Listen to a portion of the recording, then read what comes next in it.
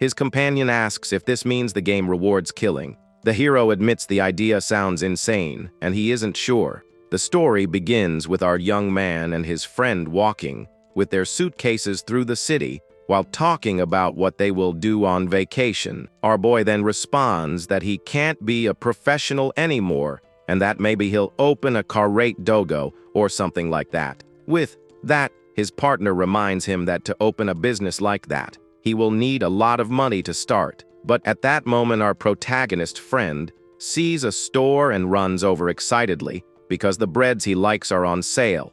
Then a taxi stops in front of them, and our protagonist tells his friend to hurry up and not miss the trip. Suddenly, our boy's expression changes because he feels that something strange is about to happen there. No sooner said than done. Two men suddenly appear and put a bag over our young man's head without giving him time to react. Scared, his friend just watches as the men force him into the car, telling him not to move. The boy then screams desperately at the men, asking what the hell they think they're doing to his friend. But it's useless because the car accelerates and drives away at high speed, leaving the extra alone on the street.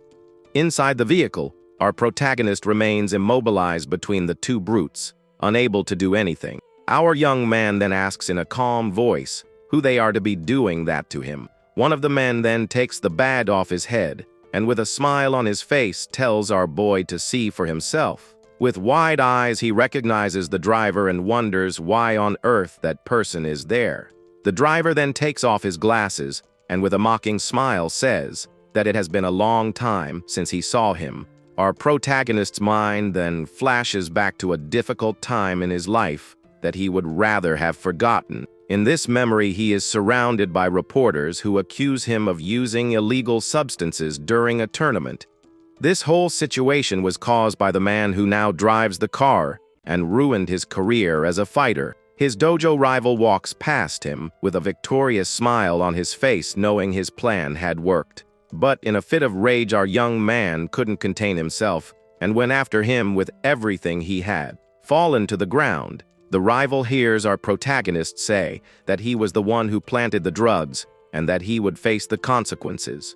Our boy then takes a wooden sword and raises it ready to end everything once and for all. Returning to the present, the driver blames him, saying he lost the championship because our protagonist broke his leg. After a few minutes, the car finally stops in an alley away from the city, and the driver turns off the car. Looking in the rearview mirror, the old rival tells his henchman to take good care of our young man with a smile. With that, the four of them get out of the vehicle and take it to the bottom of a dark, dead-end alley. Our boy then turns to them and with a challenging look asks if they really want to try their luck. One of the henchmen complains that he always stole all the glory in the tournaments, and because of him their leader gave up. The former rival then yells at them to stop whining, and the two advance on our protagonist. But our young man is not intimidated and enters his combat stance, ready for the fight that is to come.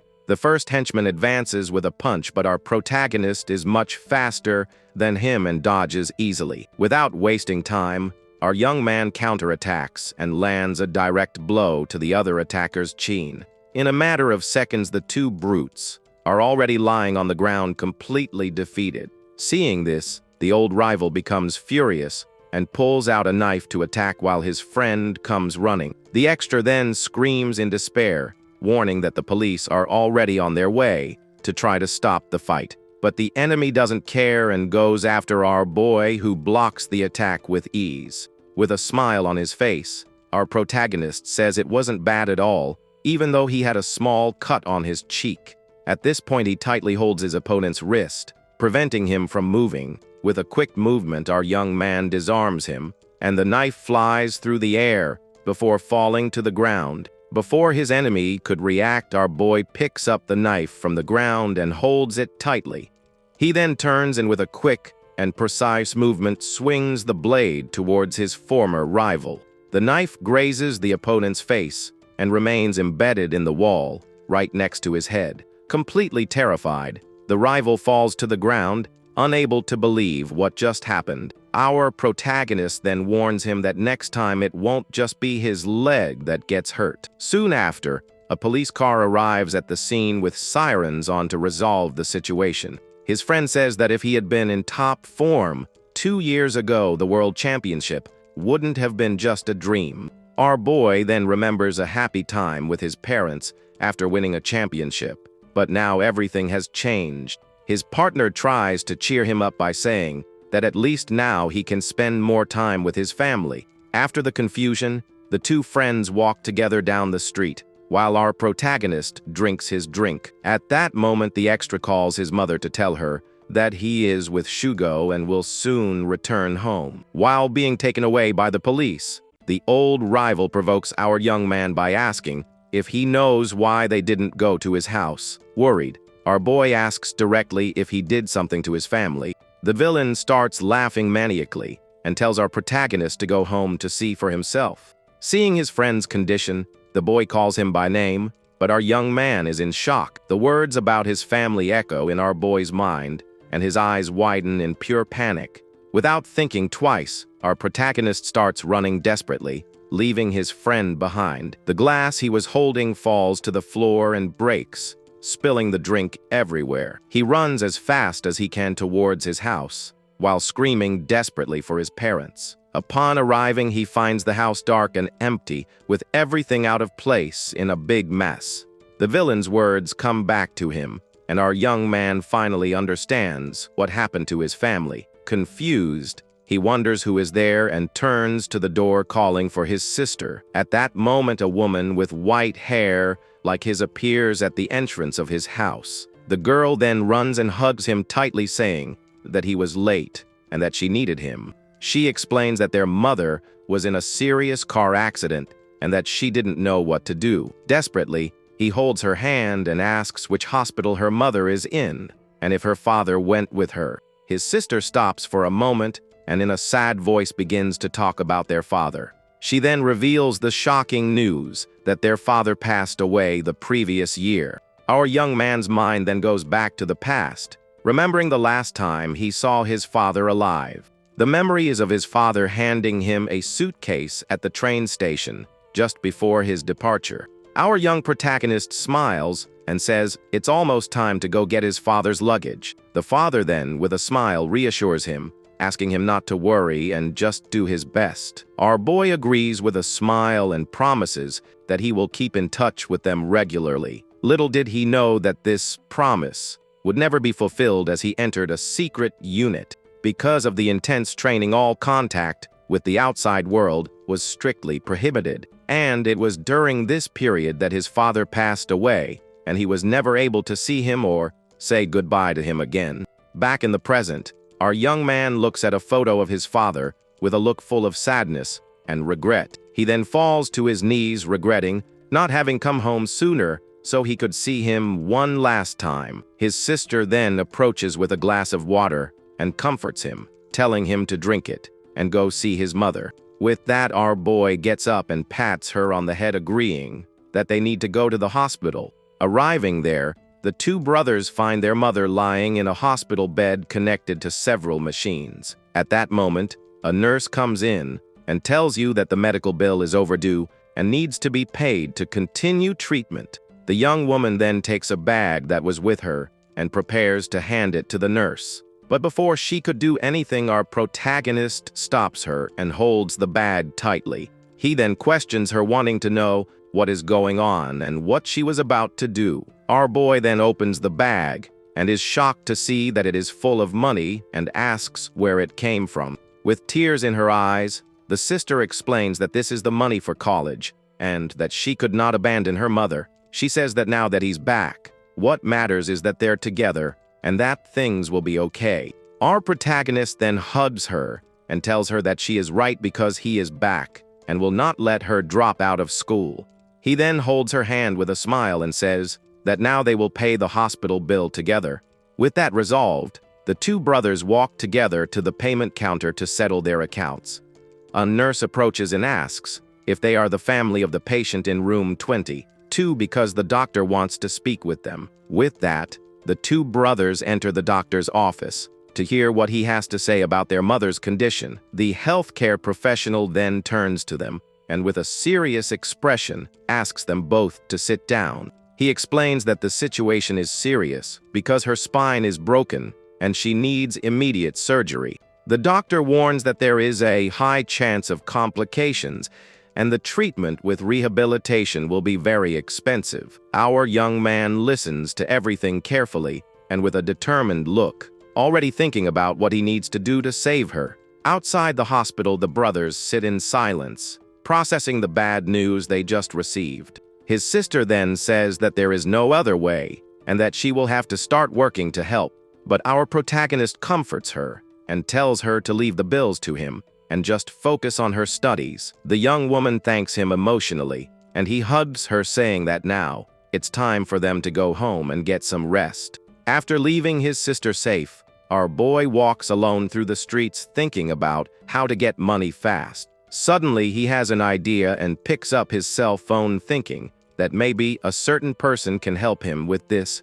He then calls his friend who answers quickly and asks what is going on for him to call. Our young man explains that he is having problems at home and needs a way to make money quickly, and his friend agrees to help. Seconds later, he receives a message with a link to something called Mundo Mello, leaving our protagonist curious. On our protagonist's cell phone, an ad shows an eccentric-looking man talking about a total immersion game that takes players to the future. In this commercial, the presenter shows a futuristic capsule and says that with it you can build your own world and play even while you sleep. He also talks about the various bonuses and the 2 billion yen prize for first place, saying that becoming a billionaire is no longer a dream. Our protagonist sees that it is a game to make real money and with a determined look decides that he needs to take advantage of this chance. But then he yells at his friend on the phone, thinking it's all an obvious scam, and asks who would fall for such a lie. The guy on the other end of the line says it's not a lie and that the game has been around for a while with people making billions from it. He goes on to explain that some say the game was created by a billionaire who was bored and wanted to have some fun. With that, the friend says that everyone thought the game would be useless, but it exploded in popularity because it was very realistic and immersive. Furthermore, the missions give real money, so the news about the game spread very quickly among all the players. He assures that it is all true and that the fact of fighting with his own body is already a huge advantage for those who have combat experience. Our young man then says that it is worth trying, but the capsule costs 600,000 yen, and he would still need to find money to buy it. His teammate is desperate because he also plays and knows he wouldn't have the slightest chance against our prota if he entered the game. Then, the friend proposes to pay for the capsule if our young man helps him in the game, and he accepts the deal immediately, without thinking twice. A while later, we see our boy's house as he asks some delivery men to put the package in his room. With that, his sister asks what that is, and our protagonist replies that it is an experiment to try to pay their mother's medical bills. Peeking through the door, our protagonist warns his sister not to even think about interrupting him, and she agrees, finding it all very strange.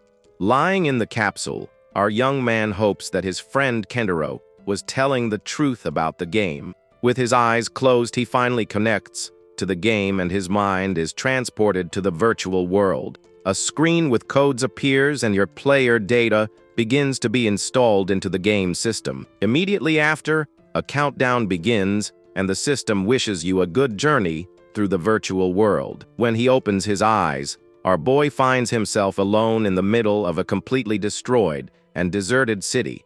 He then touches a rock and is amazed at how real and solid it feels to the touch. With that, our young man begins to stretch, thinking about how his combat skills can be useful there. Our protagonist then tests his moves with a high kick that breaks a piece of wood with ease. His strikes are quick and precise, showing that his real world skill has transferred to the game. Looking at his hands, he feels that the body is almost identical and that there is a dormant power, so he decides to check his other attributes. With that in mind, our boy shouts calling for the system to see his character information. Suddenly, a small fairy-like creature appears floating right next to your face. The little creature then introduces itself, saying that it is the spirit of the system and welcomes the player. She explains that the game imitates reality, and because it has no abilities, its attacks are only short and long range. With that, the little creature begins to explain the game world on a holographic screen.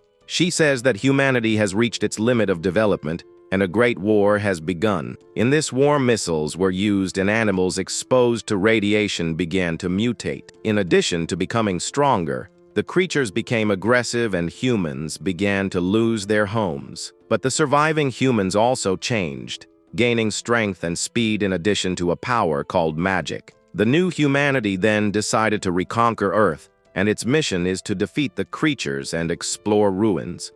The little fairy then winks and says that he too must create his own civilization from scratch. Finally, she warns him that this is an open-world game, and he can explore as he wishes. Our boy then questions if that's all it is, and that he basically just needs to wander around aimlessly. Plus, he wonders how he's going to make money without a main quest, since he can't use magic. Suddenly, our young man feels something strange, and when he looks up, he sees the shadow of a giant bird. Without wasting time, the giant creature dives at high speed towards our protagonist. He dodges the attack and complains that a post-apocalyptic game wouldn't be easy from the start. Our protagonist then enters his combat pose and says he will show the power of Japan's #1 player. With that, the giant bird descends from the skies with its sharp claws, ready for the final attack. With a confident smile, our young man advances, shouting, ready to face the enormous creature. But in a surprising move, he jumps and manages to land perfectly on the back of the giant bird. Holding tightly to the feathers, he thinks that he would never be able to tame a hawk like that in the real world.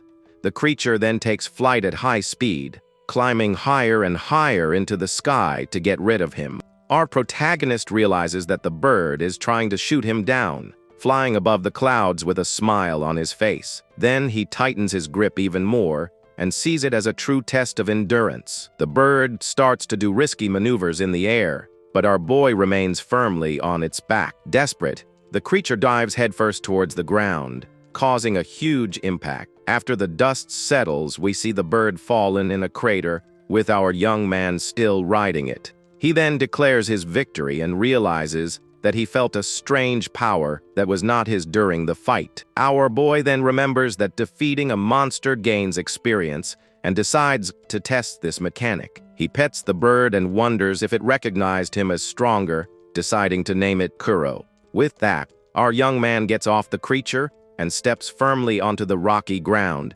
ready for his journey. Kuro now stands up and stands beside his new master with his wings spread out, showing his size. The creature's expression is one of surprise and confusion, but it seems to have accepted its new name and owner. Suddenly, he hears a squawk and sees some feathers falling from the sky, looking confused by the situation. At that moment, a giant cat appears in front of him with a bird in its mouth, leaving our boy in shock. Our young man then realizes that there is no time to rest, and that turning his back on that creature would be fatal. The giant feline roars at him, and our protagonist is startled by the deafening noise of the enormous creature. With that, the cat's paw comes down towards you with its sharp claws ready to attack. But to his surprise, the feline's paw hits the belly of another, even larger creature that appeared out of nowhere. A giant koala with a medal around its neck appears, and it says it is exclusive to Gendo Shugo. Our boy is confused by the word exclusive written on the medal, finding it all very exaggerated. He then turns and faces the giant koala, who is watching him with his red eyes glowing brightly. Without warning, the monster attacks him with a powerful blow, trying to crush him with all its strength. Our protagonist barely manages to dodge, and the koala's punch opens a crater in the ground where he was. Surprised by the movement, he wonders if what the monster just used was attack 1 to move. The koala doesn't stop and continues attacking with an open hand strike, but our young man manages to dodge it again. The creature then tries to hit him with a sweep, forcing our boy to retreat to avoid being hit. with that he ends up cornered against a tree and realizes that he is in a very complicated situation. The koala then uses an axe kick with all his strength, but our young man manages to dodge it by a hair's breadth. He thinks he knows all the moves, but his opponent is bigger and faster, so he doesn't know how to win. Without giving him time to think, the monster jumps into the air and prepares a powerful tornado kick. Our boy narrowly manages to dodge it, but the creature's foot grazes him. The koala then lands hard, and the impact of the kick destroys the ground around it. Our protagonist then realizes that the debris on the ground is coming towards him and prepares for the worst. With that, he is hit head-on and flies through the air before falling to the ground completely defeated. Falling down, he wonders if he's going to die, but remembers that he needs to help his mother and his sister Cade. With eyes filled with new determination, our young man refuses to give up the fight. Suddenly, he finds himself in a completely dark place and wonders where he is at that moment. Our boy then looks at his glowing hand and becomes even more confused by the situation. At that moment, a pillar of light descends from the sky and completely envelopes him while the koala just watches. Your body then begins to float, and your soul seems to separate from your physical body. With that, the pillar of light takes him high above the ruined city. He then looks shocked at his own body, floating lifelessly within the light without understanding what is happening. Your soul and body then separate and are carried away by the high-speed beam of light. Then the beam of light descends from the heavens and hits the ground with a strong impact on the city. With that, your body is now back on the ground, looking intact after what happened. His soul then looks at the body and wonders why he didn't disappear like in the other games. Suddenly, your spirit form is forcefully pulled back towards your physical body. With that, his spirit finally merges again with his body that was on the ground. His eyes then open in an instant with an expression of surprise and determination. Our young man then gets up and realizes that he is back to normal, and with his senses sharper than before. He also tries a kick and notices that his leg strength also seems to have increased significantly. With this new strength, our boy now feels much more confident for the next fight. The giant koala then stares at him from afar with a menacing aura waiting for his next move. With a smile on his face, our protagonist says that the monster followed him and that now it's time for round 2. The creature then raises its arm in anger, preparing to attack with all its strength. But this time our young man manages to block the monster's powerful punch using both his arms.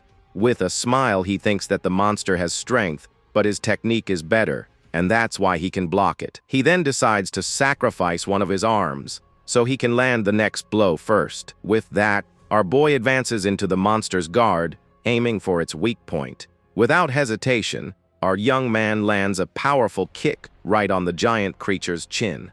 The blow stuns the monster, but it is not enough, so our protagonist prepares for the next attack. Our boy then jumps into the air and prepares a heel kick with all his strength. The blow hits the koala's head with a devastating impact that cracks the ground. With that, the creature finally falls to its knees, completely stunned by the blow received. Our protagonist then realizes that the creature's weak point is its throat, and this is his chance. He advances and lands a direct blow on the giant monster's neck, taking advantage of the opening. With the final blow, the giant koala's body begins to disintegrate into dark particles. After the victory, our young man falls to his knees, exhausted as the dark energy dissipates. Suddenly, the system fairy appears and congratulates him because he leveled up and recovered his energy. The small creature then shoots a beam of light and makes a complete sweep of our protagonist's body. With that,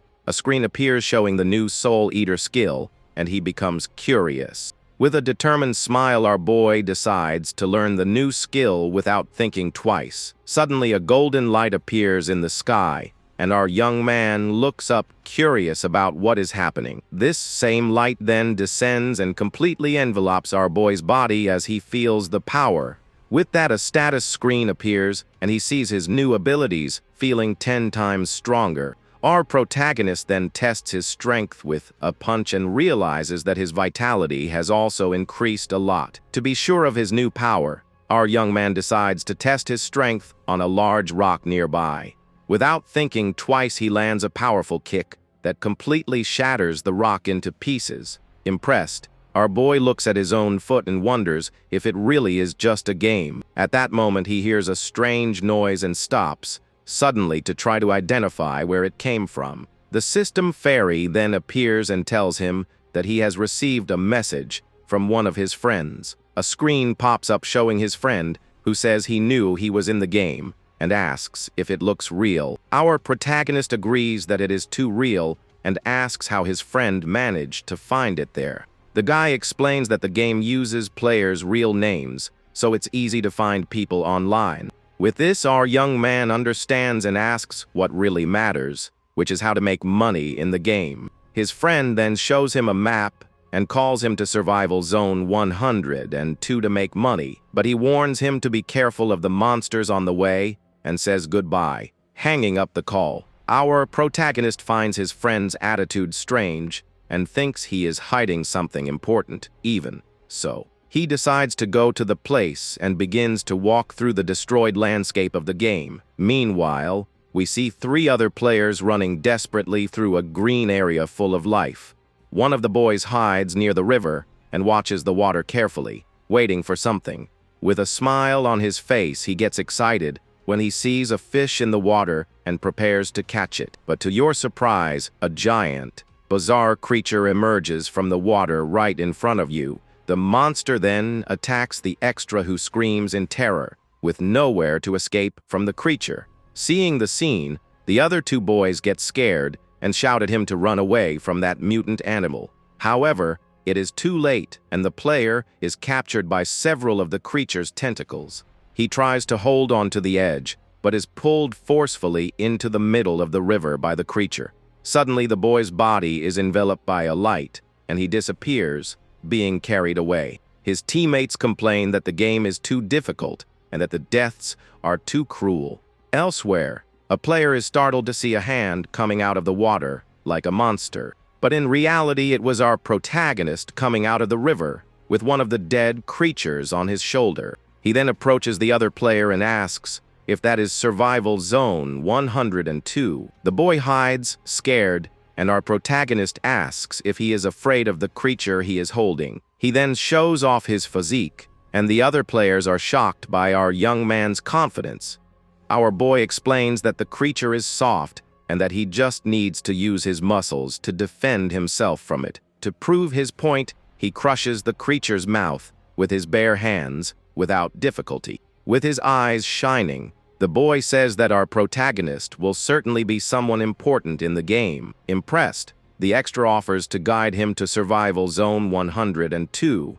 Arriving there, they find a ruined building covered in plants, which is the survival zone. At the entrance, a woman with a whip is standing over other players, lying on the ground. She then whips the boys and warns them that the next time they disobey, they will be out. One of the men complains that the missions are boring, and the woman looks at him with contempt. The girl says she makes the rules, and if he doesn't like it, he can leave and try his luck with the monsters. Furious, the man punches a rock, showing all his frustration with the current situation. He then shouts that there is no way to defeat those freaks and that he is tired of everything. But the woman just looks at him with disdain and says that this only happens because he is weak. She then points to the side and tells him to look, as some people are surviving the fights. And the person she points to is our protagonist, who walks with several monsters on his shoulder. With that, our young man throws the monsters on the ground and asks if that is the right place for the exchanges.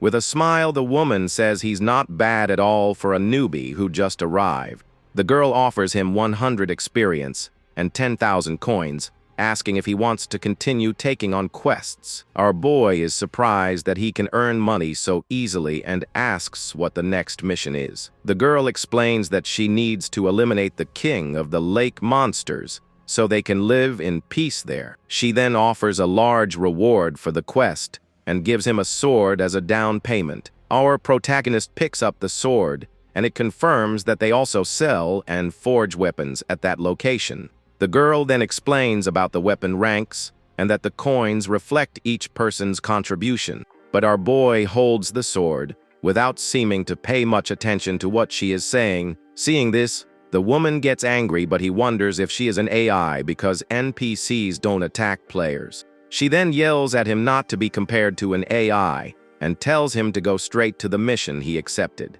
With a threatening aura, she warns him that if he doesn't go, he will be the next target of her whip. The boy who guided him warns him to hurry, because Lady Charlotte is dangerous when she is angry. The extra then explains that some guys thought she was just an AI and ended up getting into a lot of trouble. The boy explains that they all got beaten up, and after that Charlotte gave them a very clear order. Suddenly the woman whips the boy right on the back, making him scream in pain in front of everyone. With this, the extra's body is surrounded by a light, and he is eliminated from the game in front of our protagonist.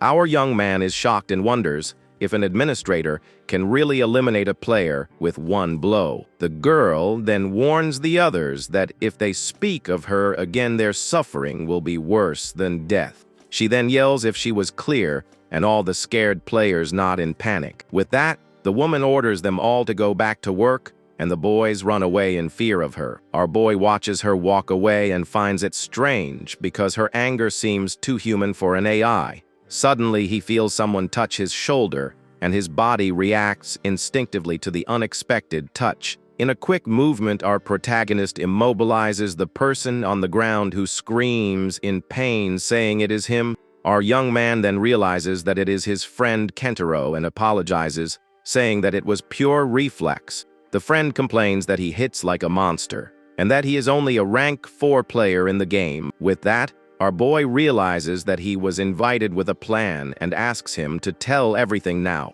The boy then laughs and says that he can't hide anything from him, because our protagonist knows his life well. Finally, Kentaro reveals the truth and says he was sent by the government to investigate the game. Kentaro says he imagined our protagonist would feel something about the game that normal people don't. He explains that the virtual world is almost identical to reality, and that no similar technology has been created before. Furthermore, the game is a threat because it is not monitored, and therefore an investigation team was formed. With that, the friend reveals that he is the captain of the team, and our young man congratulates him on the promotion.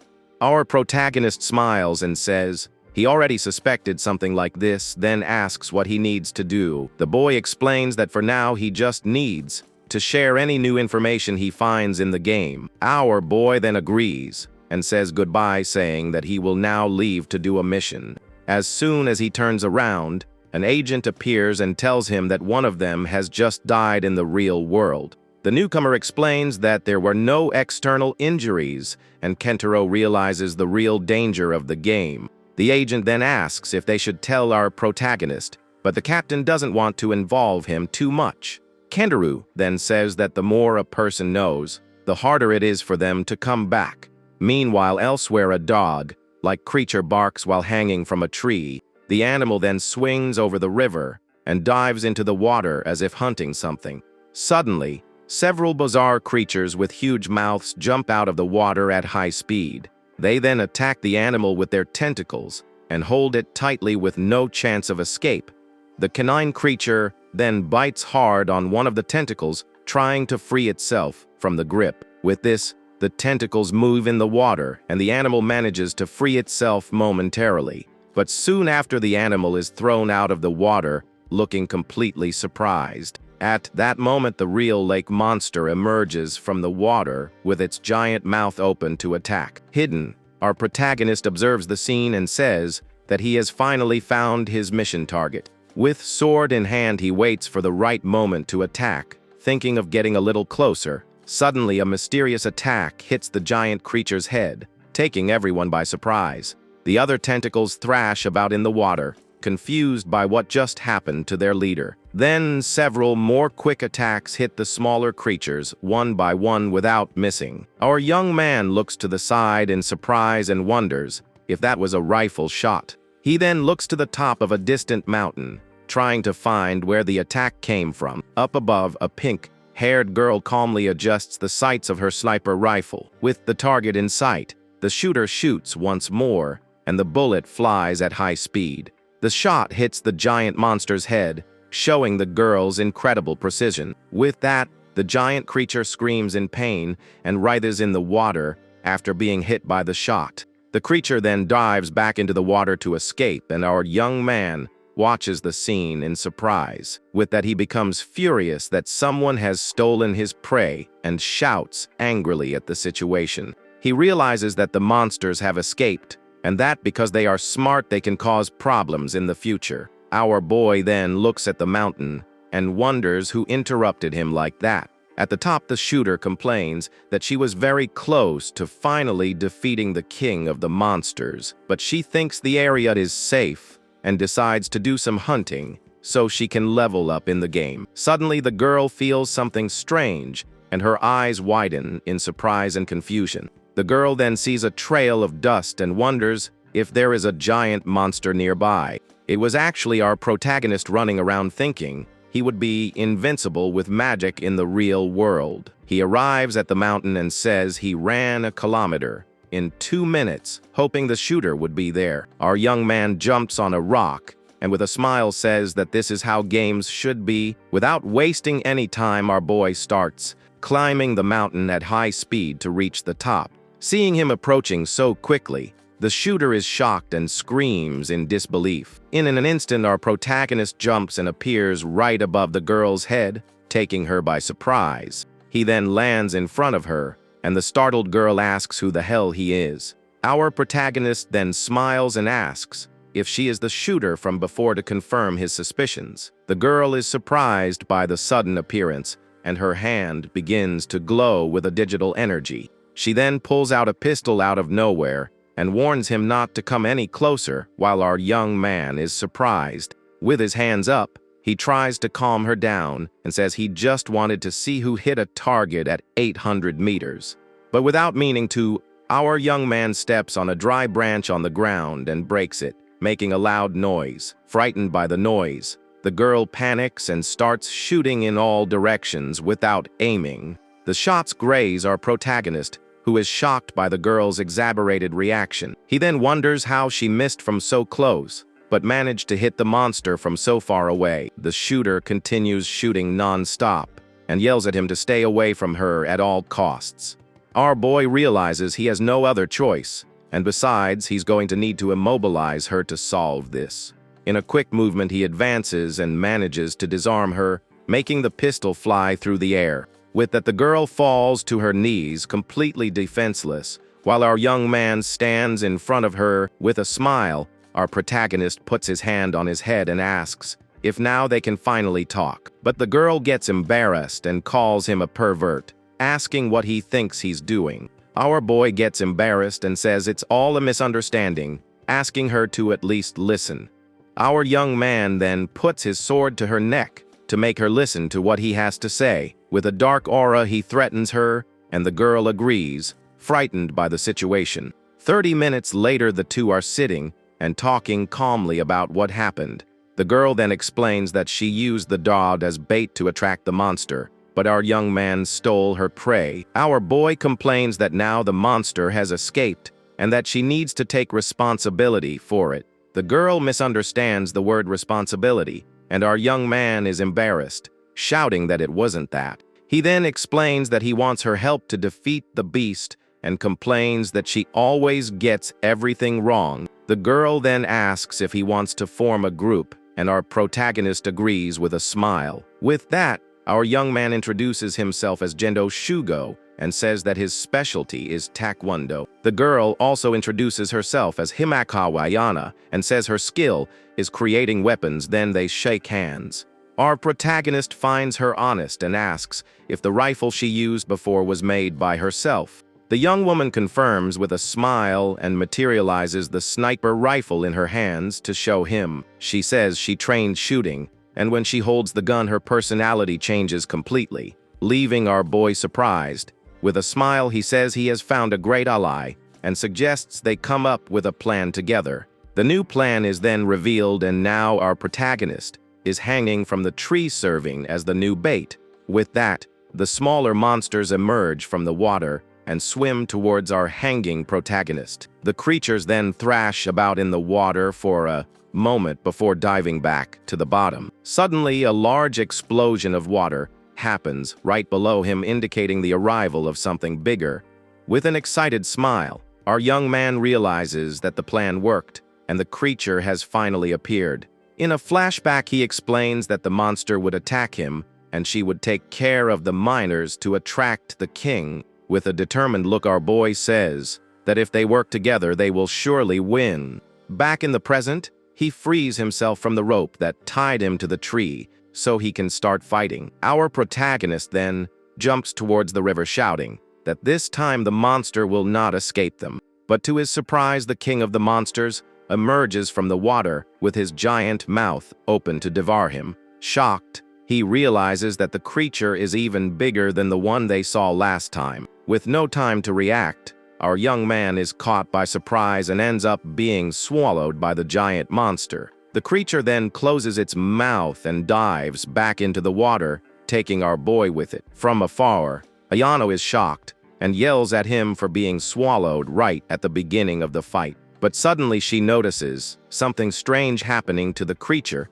and is confused by the scene. The monster begins to writhe in the water in a bizarre way, and the girl realizes that something is wrong. Inside the creature's mouth, our young man holds its jaws tightly and says that he will not be swallowed so easily. But a smaller monster appears and attacks him by surprise, and he realizes that he will not be able to dodge in time. With that, our protagonist continues to hold the giant monster's mouth with all his strength to avoid being devoured. Meanwhile, the other creature approaches faster and faster, ready for the fatal attack. Suddenly, Ayana appears on a screen and worriedly tells him to run away because the animal was huge. Our boy then yells at her to shoot anyway, and the girl calls him crazy for suggesting that. He then uses his legs to keep the animal's mouth open and reassures it that he has a plan. With that, the giant creature emerges from the water with our young man still trapped in its mouth. Our protagonist then takes advantage of the monster's momentum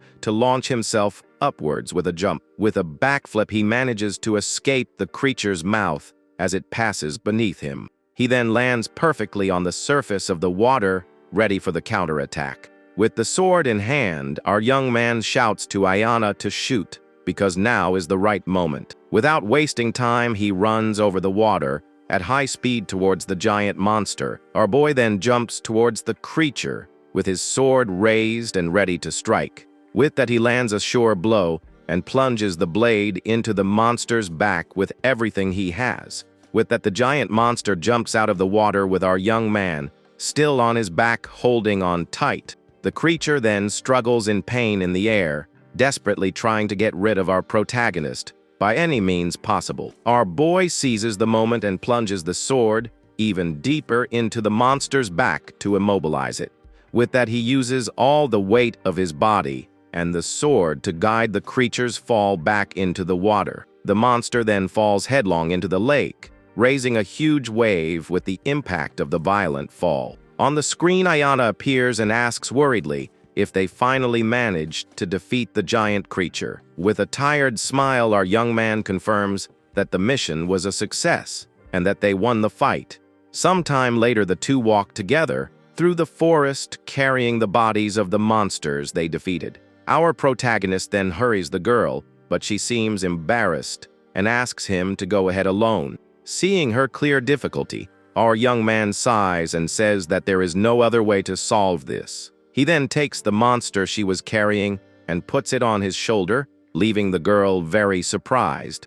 Our boy explains that he is only helping so that they can return and report the mission faster. With her face completely red, the girl thanks him for his help, and he continues carrying the two monsters. He then says that there is no need to thank them because they fought together, and that was teamwork. The girl becomes even more embarrassed by the situation and tries to explain something, but ends up getting all mixed up. The girl then remembers that when she was in another group, she froze in fear when she saw a monster up close. Because of this, her former companions began to mock her and talk badly about her behind her back. The situation worsened When in another fight, her hands shook so much that she accidentally hit an ally. With that, the girl was expelled from the group, and since then, she has always played alone in the virtual world. However, when she started hunting on her own, she realized that something different started to happen. She felt calmer in nature,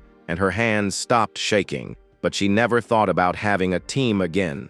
Our protagonist then notices that she has stopped walking and turns to ask why she suddenly stopped. With a smile, he says they are a great team, because he fights up close and she attacks from afar. The girl then becomes worried and asks what will happen if she delays him during a battle. Our young man reassures her and says he will eliminate the monsters that approach her in combat. With a confident smile, our boy says that unlike the other team, he is much stronger. With that, he turns and tells them to go quickly before it gets dark to report the mission. The girl thinks he doesn't look strong, but for a moment, she felt he was the most trustworthy of all. With an excited scream, the girl then runs to catch up with him and continue their journey together. From afar, the woman with the whip observes everything and thinks that maybe not every newbie is really useless. When they arrive at the base, the administrator is shocked and asks if they have already defeated the creatures. Other players don't believe this, and one of them tells his friend not to even think about messing with them. Suddenly, a group of players appears and their leader looks at our protagonist with a mocking smile. With that, the group of 5 men surround our young man and his friend, giving them no chance to escape. Our boy then asks with a serious expression who they are while Ayana hides behind him. The leader of the group smiles and tells them to hand over King Mizuberu or else disappear forever. Our protagonist looks at the administrator, but she says that outside the safe zone, fights are not her problem. The enemy laughs and tells him to quickly hand over the reward because the administrator won't help at all. With an evil smile, the boy threatens that if they don't hand over the items, he will eliminate them from the game. But our young man is unfazed and asks how they are going to divide just 2 monsters between 5 people. With a greedy look, the leader reveals that he actually intends to keep everything for himself. Our boy then questions what makes him think his henchmen would hand over their share to him. The enemy makes a strange face and says it's simply because he's the richest among them all. He reveals that he hired the other guys as thieves to steal everything our young man and his friend own. Our protagonist then sighs and complains that no matter where he goes, it all comes down to money. The enemy starts laughing and says that they should give up as they are just pawns for his amusement. Our protagonist is irritated by the enemy's words and says he already knows exactly what he needs to do. With that, the situation becomes tense and our young man prepares to fight all the henchmen there. Our boy then picks up one of the dead monsters on the ground, leaving the henchman confused by his attitude. Spinning the monster's body, he uses it as a weapon and throws 2 of the henchmen away. The leader of the group is shocked and asks if our young man really intends to fight them all alone. But our protagonist ignores him and says that from what he said, now he just needs to finish them all off right there. In fear, the leader pushes one of his henchmen and offers a bonus if he can defeat our young man. The brute then boasts that he has been training in martial arts since he was 8 years old, and that he will crush him. But our young man is faster and hits the henchman's face squarely with the monster's body. With a single blow, the brute falls to the ground, and his soul leaves his body, leaving the leader in shock. Without wasting time, our boy turns and attacks the group leader with the monster's body. With the enemy on the ground, our young man snaps his fingers, and with a threatening look asks if his name is Morioka. The boy then despairs and begins to beg for forgiveness, but our protagonist tells him to let go of his leg. With a smile, our young man challenges him to repeat what he said before, and just thinking about it makes his blood boil. Suddenly, the enemy dissolves into shadows, but our protagonist steps on one of them to stop him. Our boy is then surprised to see that the boy managed to escape his attack anyway. He then realizes that the enemy's shadow is moving on its own and runs after it without hesitation. With a quick movement, our young man throws himself to the ground and manages to grab the fleeing shadow at the last second. With a smile, he grabs him by the hair and the enemy asks, in shock, how he discovered the trick. Our boy explains that he just guessed, that he used the shadows, and apparently he was right in his theory. With that, our young man prepares to settle the score, and the boy begs him to stop it. But our protagonist doesn't listen and lands a powerful hook that sends the enemy flying. Flying, the boy complains that the game is unfair and that there is no way to defeat our young man alone. His crying does no good as he continues to fall at high speed towards the ground. With that, the boy's body hits the water and disappears in a beam of light, being eliminated from the game. Our boy then wipes his hands and with a smile says that now everything is finally resolved. Back, the girl congratulates them and gives them the reward for the mission they successfully completed. She then says that they can take on new quests to hunt monsters or collect rare items in the region. Additionally, the girl informs that they have earned achievement points and unlocked the game store.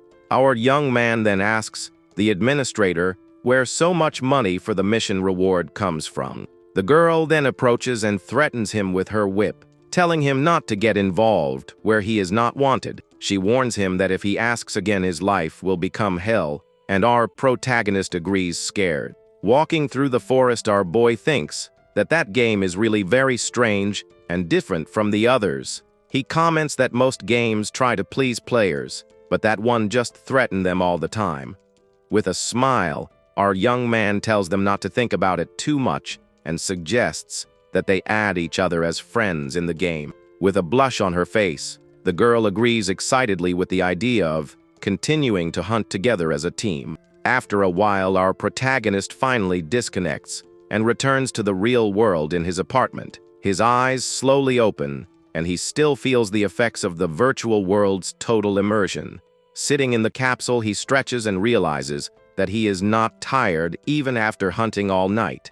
When leaving the capsule, our boy sees his cell phone on the table and goes to check the notifications that arrive. When he picks up the device, he sees a message saying that 310,000 coins have been deposited into his account. He is shocked to see that the game money has gone into his real account and decides to go pay the hospital bills. In the dining room, he finds the table set with a meal his sister left for him before she left. Along with the food, he finds a note from his sister asking him to eat well and take care of his health. With a smile, our young man feels touched by the care and affection his sister showed him.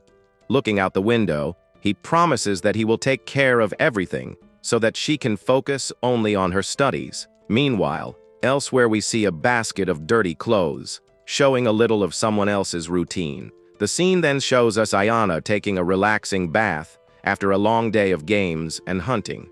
With that, she leaves the bathroom wrapped in a towel while drying her long red hair. The girl then sits in her gaming chair ready to start another online gaming session. With a smile, she starts her live broadcast and greets her viewers with great excitement.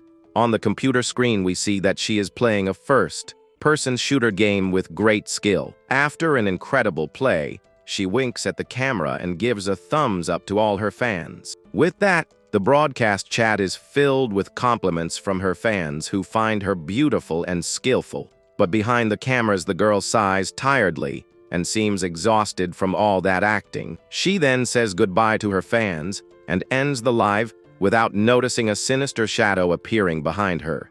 Suddenly, a hand grabs the door to his room and opens it slowly, making a strange noise. Startled by the noise, the girl turns to the door and is confused by the unexpected situation. A strange man then appears in her room and with a bizarre smile calls her name in a frightening way. The girl screams in terror while the man tries to calm her down, telling her not to be afraid of him. With the bizarre smile, he explains that he is controlling the air, and that is why no one will hear her screams.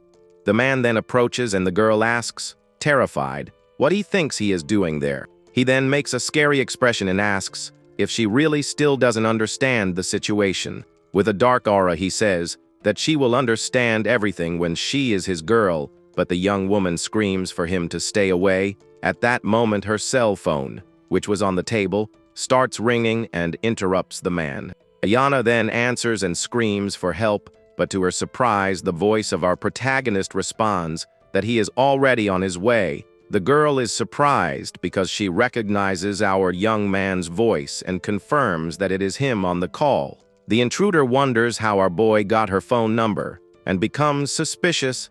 Furious at hearing another man's voice, he hits the young woman and throws her to the ground with force. He then accuses her of seeing another guy, and her cell phone flies away on impact. With that, the girl falls to the ground completely stunned, while the man screams that she hurt his feelings. Her vision begins to darken, and the young woman realizes that she is about to lose consciousness. With a victorious smile, the man tears off his shirt and says that now she will finally be his forever. The scene then goes back 30 minutes and shows us the city to explain how it all began. Our young man walks through the city while a news report warns of an increase in cases of stalking. On his cell phone, he watches Ayana's live stream and realizes that she is the streamer his friend mentioned. With that, his eyes widen as he begins to piece together the situation in his mind. He then notices an ominous shadow behind her in the photo and wonders if she is the victim in the news.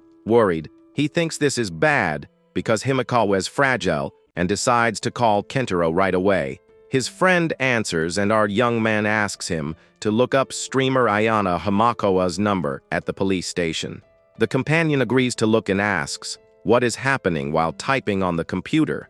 Our boy explains that there is a chance that a stalker broke into her house and asks for any information. He then calls the number he got and begs the girl to answer the phone as soon as possible. When she answers, he hears the cry for help and says he is going there right now to help. With a serious expression, our young man confirms that the voice is indeed hers and prepares to act. He then warns Kentaro about the danger and gives him the address so he can send help quickly. Without wasting time, our boy runs through the city streets hoping he can get there in time. In such a hurry, our young man was almost run over by a taxi that was speeding down the street. The driver yells at him, but our protagonist notices that his speed and strength seem greater now.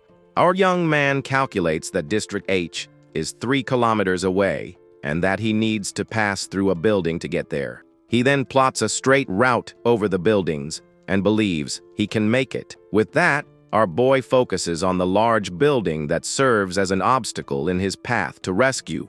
He then decides to test whether the increase in his strength and speed is real or just his imagination. Without thinking twice, our protagonist jumps onto the roof of the taxi and uses it as momentum to climb. The driver is shocked and wonders if it's a movie recording as our young man climbs the building. Using all his new speed, our boy runs along the wall of the building at an absurd pace. With a powerful leap, he finally reaches the top and launches himself towards the other building successfully. Meanwhile, in the apartment, the intruder seems confused and lost in his strange thoughts. He then takes a piece of her clothing and smells it while she calls him disgusting and weird. The scene then shows us that the young woman is now tied up and completely helpless on the floor of her room. She then asks how he found her, and the man says he will answer everything she wants to know. The stalker explains that he saw the landscape through her window during a live stream and recognized the balcony. He then reveals that a god gave him the power to control objects and that they were chosen. With that, the man shows a shiny engagement ring and proposes to her in a bizarre way. He then insists that she be his wife and promises to give her everything she desires.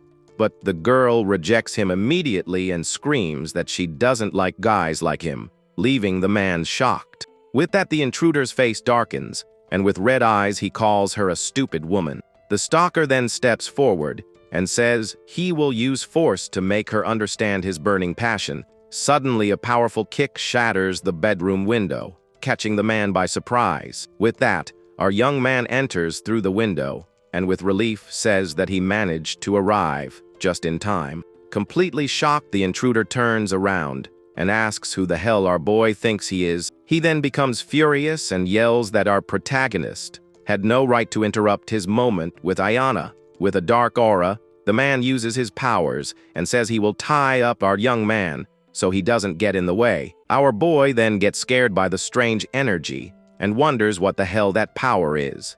Seeing the scene, the girl screams desperately for our protagonist to be careful because the man controls objects. As a result, our young man's own clothes tighten and completely immobilize him in place. The stalker then boasts that it is useless as no one can come between him and his beloved Ayana. But our boy is unfazed and asks if the enemy really thinks something like this can stop him.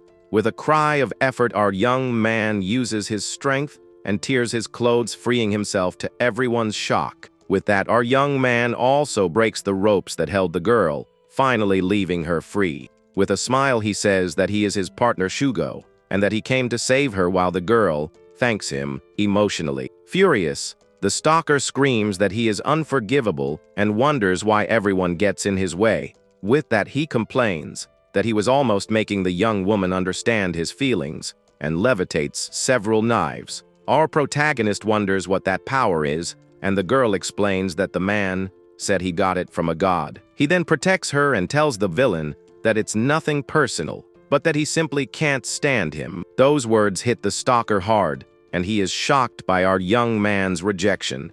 Completely enraged, he screams that his feelings were played with, and that he is going to destroy the world. To protect himself, our protagonist pushes a cabinet in front of them, blocking the flying knives. Taking advantage of the gap, our young man advances with everything towards the enemy to end the fight. With a quick movement, our boy manages to grab the pursuer's wrist before he can react. With a smile, our young man says that he caught him, and that now he can no longer use his strange powers without giving him time to react. Our protagonist throws him to the ground and immobilizes him with an armbar. But to everyone's surprise, the man's finger begins to glow with the same purple energy as before. With that, one of the knives that fell on the ground levitates and flies at high speed towards our boy. Seeing the danger, the girl screams desperately for him to stop because our protagonist won't be able to dodge in time. Suddenly, a holographic figure of a woman with a sniper rifle appears behind Ayana. The two men are shocked by the sudden appearance and do not understand what is happening there. With that, the young woman herself materializes a rifle and points it towards the enemy to protect our boy. The pursuer then screams in pain as the knife he was controlling ends up being destroyed by a shot. Outside, several people see a burst of white light coming out of the apartment window. The crowd in the street looks up completely shocked and confused by the sudden explosion. On the ground, the invader is fallen, and our protagonist thinks he was almost hit by the attack too. With her body exhausted, the girl feels dizzy and looks like she's going to faint at any moment. Before she could fall to the ground, our young man holds her in his arms so she doesn't get hurt.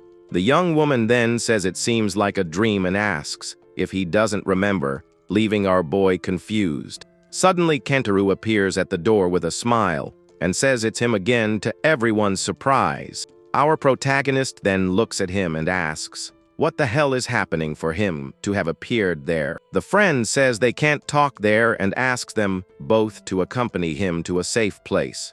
With that, the scene shows us a secret base away from the city where Kentaro took them. Kentaro guides our young man and the girl through a white, futuristic corridor of a secret facility. With that, the three approach a large metal door at the end of the corridor, appearing to be their final destination. The friend then announces that they have arrived, and our protagonist asks what place that is while the girl looks surprised.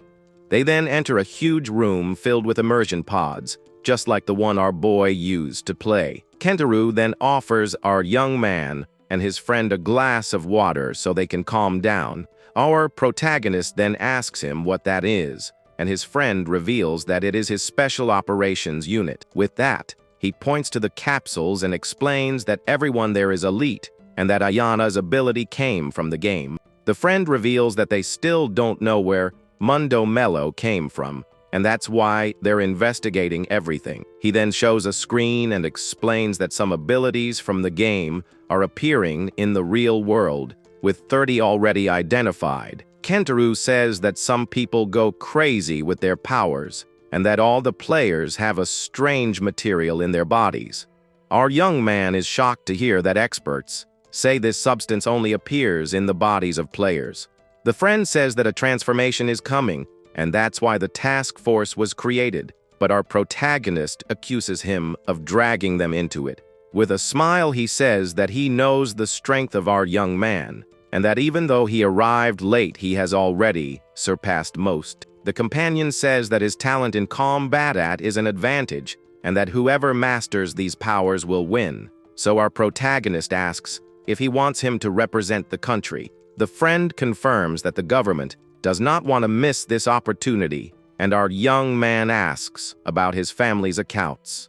With a smile, Kentaro says that the government will cover everything, and even guarantee his sister's college education with the best mentor. Without thinking twice, our young man accepts the proposal and shakes his friend's hand to seal the deal. At that moment, the girl interrupts them and says that her status panel has changed, leaving our protagonist confused. Kentaro then looks at a screen and sees a 300% increase in her experience. He then confirms the increase, and the girl says she hasn't logged in since yesterday, finding it all very strange. The friend reasons that killing normal people wouldn't grant EXP. He says their data shows only killing awakened gives points. The hero notes there are few awakened right now. He adds that they only found out by chance, but everyone will know soon. His companion clenches his fist, disturbed. He wonders who is behind such a terrifying game, and for what reason. The hero puts a hand on his shoulder,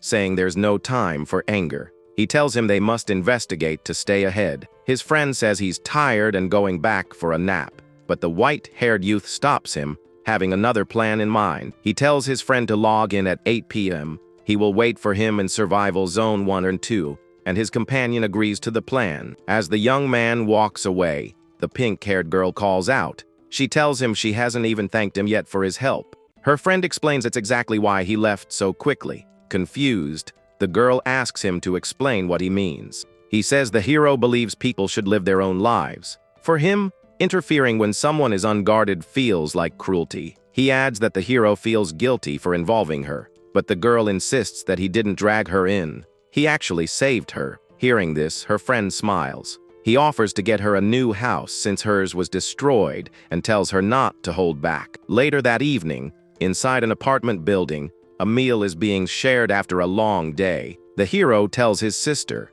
Cade, that their mom's treatment is covered. He warns her the world is changing and to study hard. He tells her to run first if anything dangerous happens. Worried by his serious tone, she asks if something is wrong. He gently reassures her that he can't say yet, but asks her to listen. She smiles and promises to follow his instructions. Relieved, the young man smiles back at her. He says her promise puts him at ease, knowing she will stay safe. He then announces he is going to sleep. He adds a light-hearted warning for her not to wake him up like she usually does. As he leaves, Cade watches him go with a pained expression. She feels like a burden and wishes she could help him more. They arrive at Survival Zone 1 or 2, a desolate place with overgrown ruins reaching towards a pillar of light in the sky. Standing amidst the destroyed city, the young man marvels at how realistic the virtual world feels every time he logs in. He knows this world isn't as simple as a game, as he looks over the ruins and the other players scattered in the distance. Just then, his two companions arrive, waving and calling out his name, Shugo, to get his attention. He apologizes for the wait and asks about the plan. He then states that they should go hunting since camp missions barely give any EXP. His friend points toward a nearby mountain. He suggests hunting the mutant beasts. They're to level up faster and explore more efficiently. The white-haired youth smiles and agrees with the plan, ready to set out on their hunt.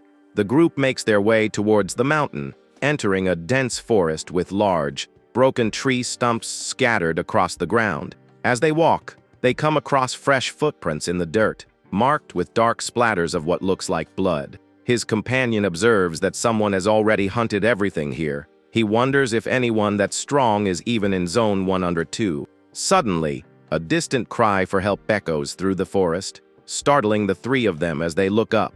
The hero immediately decides they should go check it out, his friends following close behind with worried expressions.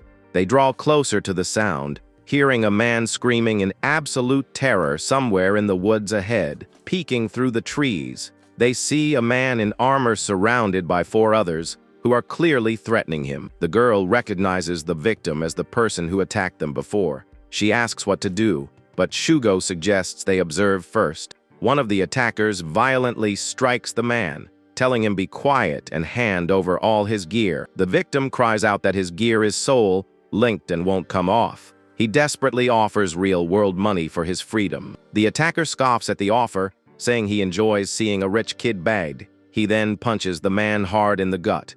The leader of the group says he has never heard of soul-linked gear. Another member suggests they just take it with the flesh. The bearded man thinks that sounds like a good idea, a cruel smile forming on his face. As the victim looks on in horror, the armed man raises his sword, preparing to strike the terrified victim as his companions watch with cruel smiles. The leader rallies the onlookers, asking if they want to see the rich kid, who looks down on them, finally get what he deserves. His followers cheer in agreement, shouting for him to do it, and tear the victim apart without any mercy. The man licks his blade with a twisted expression. He claims it is the will of the people, which cannot be ignored. With a final cry, he swings his sword down, intending to finish the helpless man tied to the log. But just as the blade is about to connect, a rope wraps around his arm, stopping the attack in its tracks. Surprised by the sudden intervention, the bandit leader glares into the forest, demanding to know who is there. Shugo and his 2 companions step out from the trees. He holds the rope, having stopped the sword with his whip. The man tied to the post recognizes them immediately, his face filled with a mix of shock and desperation. He begs them for help. Shugo calmly states that while killing is one thing, what they are doing is simply too cruel. The bandit leader tells him that killing is easy, but it is pointless if the equipment vanishes. He calls Shugo foolish for challenging the Gale bandits. He declares that the victim's gear won't be enough. He and his men will take their equipment as well. With a shout, the bandit leader orders his men to attack the trio, confident in their numbers. As the bandits rush forward, a dark shadow flashes past them with incredible speed, leaving them confused. Shugo's companion suddenly appears behind one of the men, grabbing him by the throat. He says he can handle them all by himself. He unleashes a powerful gust of wind, creating a whirlwind that sends the bandits flying into the air. As they are thrown around helplessly, the young man leaps forward, delivering a swift kick to his opponents. He lands perfectly after his attack, a confident smirk on his face as he clenches his fist in victory. But his celebration is cut short. The other players decide to coordinate, shouting that they will hold him down together. Before he can react, several people jump on him at once, grabbing his limbs and torso to overpower him. Shugo watches as his friend gets pummeled by the mob. He tells him to hang on, promising they will finish this quickly. The white-haired youth sighs, admitting he figured something like this might happen. His companion looks on, concerned for their friend. He tells the girl to wait for him, preparing to step in and end the fight himself with his own power. But she stops him, determined to handle the situation. She insists that she will be the one to fight this time. Stepping forward, she declares that even though she feels a bit off, she can prove her strength too. A powerful aura surrounds her as she activates her skill, weapon creation. A spirit armed with rifles appears above her. The attackers are completely shocked by the sudden display of power. They can't believe what they are seeing. With a determined shout, the young woman commands her summoned spirit to open fire on the enemies before them. A massive volley of energy blasts rains down on the bandits. In a panic, they realize they need to retreat immediately. The bandit leader shouts in anger, claiming they have powers too. He boasts about having enough strength to shatter boulders. He activates his skill metamuscle, and his body bulks up. He grows to an enormous size, radiating raw power. With a furious roar, the now giant man charges directly at the girl, ready to crush her with his enhanced strength. But just before his massive fist can land, a hand easily catches his wrist, stopping the powerful attack completely. Shugo holds him back effortlessly. He calmly tells the man that a huge guy picking on a girl is not very gentlemanly. He casually throws the large man to the ground. Then, he tells his freed friend that he can handle the rest. The bandit leader gets back on his feet, Furious, he glares at the dark-haired youth, calling him a little punk. The muscular man rushes forward, screaming that he will grind his opponent into a paste for getting in his way. He throws a powerful punch with all his strength, aiming to end the fight with a single, devastating blow. To his utter disbelief, his punch stops just short of its target, blocked by an unseen force. The young man smirks, revealing his skill is reflection. It absorbs impact and sends it back with double the power.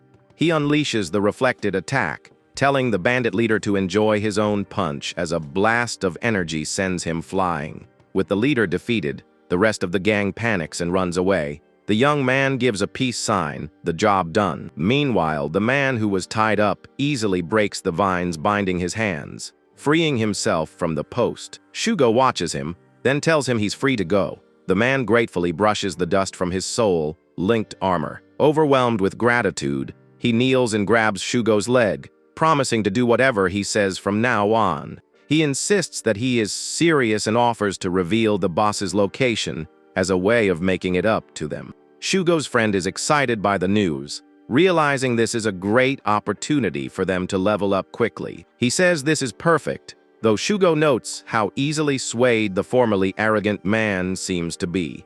Their new guide tells them they will get a huge amount of EXP for defeating the boss, but he worries his rank is too low. Shugo agrees to let him lead the way. The grateful man introduces himself as Hikaru Morioka, happy to meet them properly. Morioka leads the group of 4 along a narrow cliffside path, venturing deeper into the dangerous territory. Shugo's friend asks if the boss is really ahead. Morioka confirms it, saying there is a volcanic lake nearby. He explains the boss is always there watching himself. Even if he's not there today, he will be back tomorrow.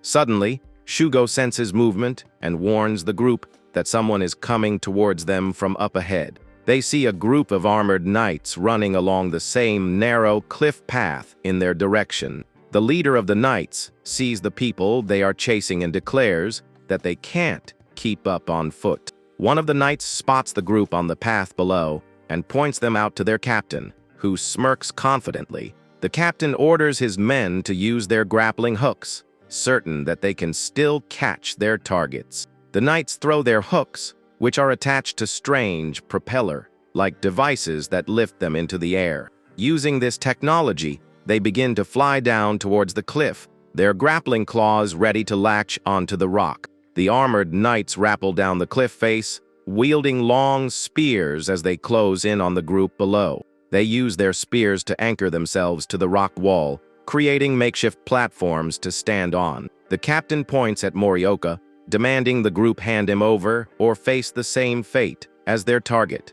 Morioka panics, grabbing his companion's arm. He insists he doesn't know the knights and urges them to flee. His friend feels something is off. He has never seen gear like the knights anywhere near the camp before. The knight captain smirks, wondering if his target found a strong player for protection. He adds that players are also fair game. He gives a chilling order to his men: kill them all and leave no one alive. The knights obey, swinging down on their ropes and aiming their pistols at the group on the path. The pink-haired girl quickly reacts, calling on her weapon creation skill to activate a shield for protection. A large golden energy shield materializes above them, deflecting the incoming bullets and saving them from the attack. Her companion yells in frustration, asking why they were ambushed and if the knights hold a grudge against them. Shugo asks the girl if she can create a weapon strong enough to take down their flying opponents. She replies that at her current rank, shields are the best she can do, unable to create powerful offensive weapons yet. The white-haired youth looks up at the knights swinging above them, a determined look on his face. He clenches his fists and tells her to craft him 2 long spears instead, ready to take matters into his own hands. A blue energy surrounds him as he prepares to fight, channeling his power for the coming battle. With spears in hand, he leaps from the cliff, using the same grappling hook technology as the knights to swing into the air. He flies towards one of the knights, delivering a powerful kick that sends the soldier reeling in surprise. Before the knight can recover, Shugo throws a spear, which another soldier barely manages to block with his own weapon. He deflects another incoming spear with a swift spin, then prepares to face 3 enemies at once. He stands alone on the cliff face, wielding his spears as more armored knights swing down to face him. One of the knights, seeing Shugo's skill, nervously tells him to stay back, clearly intimidated by his power. Shugo smirks, telling him it's too late as he vaults off the wall, launching himself toward the group of knights. In mid-air, he unleashes a flurry of attacks with his spears, knocking all the surrounding knights off their ropes. As he defeats them, he feels a surge of power and realizes he just ranked up by killing other players. After taking out the grunts, he uses a spear to anchor himself to the cliff wall once more, ready for the next fight. The captain, standing on his own spear platform, compliments Shugo on his skills, admitting he's not bad. The young man looks at him with a grin, holding his spear and casually asking if the captain is the boss. Before the captain can answer, Shugo leaps towards him, declaring he'll take care of him too while he's at it. He thrusts his spear forward, but the captain easily parries the attack with his own weapon. Using the momentum, Shugo spins and aims a kick at the captain's head, but the man is ready for it. The captain's hand glows with blue energy as he prepares to counter the incoming attack with a skill of his own. Their attacks collide in a burst of light and energy, the force of the impact pushing them both back. Shugo flinches, feeling a jolt of pain run through his body from the captain's counterattack. Landing back on his spear, he realizes the captain used electricity to shock him during the clash. The captain confirms this, explaining that his gloves can channel electricity, giving him an advantage in close combat. The white-haired youth acknowledges that the terrain worked in his opponent's favor, but something still feels strange to him. The captain notes that his movements are too skilled to be learned quickly, suggesting he's strong in the real world too. Shugo scoffs at the idea, asking if the captain is an idiot for thinking this virtual space is the real world. The captain reveals a shocking truth. He tells Shugo that he didn't see a resurrection light because they are not players. He calls them natives, leaving Shugo utterly shocked and confused by the unbelievable revelation. The captain confirms it, tired of talking. He charges forward with his electric fist, ready to end the fight. Shugo quickly dodges the attack, leaping over the captain to create some distance between them on the narrow spears. The knight captain taunts him for running away, asking why a supposedly fearless player would flee from death. Shugo calmly replies that he's just not feeling it today and will come back later to finish their fight. He jumps back towards the main path, leaving the captain behind. The knight mutters that his teammates died anyway. Watching the captain leave, Shugo wonders if these natives are NPCs or if they were truly born and raised in this world. Meanwhile, the rest of the group finally reaches the top of the mountain, arriving at a large, pristine lake. The girl sits down to rest, exhausted from the climb. Her friend asks if she is okay after the long journey. He then grabs Morioka and shakes him violently, demanding to know who the people who attacked them were. Shugo returns just in time to see the commotion, with Morioka desperately calling for his help. He calmly intervenes, telling his friend, Kantaro, that he has it all wrong and should let Morioka go. But Kantaro is furious, demanding answers. Shugo starts hitting Morioka, also insisting he explain what is going on. Under pressure, Morioka finally agrees to tell them everything if they just stop hitting him. The group stands at the edge of the lake, listening to his explanation as the water begins to churn violently. Suddenly, a massive pillar of water erupts from the center of the lake, shocking everyone with its sheer size and power. A huge lion-like beast with a serpentine tail emerges from the water, letting out a ferocious roar that echoes through the mountains. Morioka points at the creature in terror, confirming that it is the boss of the area they came to defeat. Shugo stabs his spears into the ground, telling Morioka he will let him go for now, as they have a bigger problem. With a determined look, he grabs his weapons, declaring that first, they are taking down that giant cat. The giant water beast looms over the group, letting out a deafening roar that shakes the very ground they stand on. Shugo quickly takes command, telling Kantaro to play defense while Himekawa waits for the right moment to provide support. The girl creates a large shield with her weapon creation skill, while Kantaro prepares to use it for defense.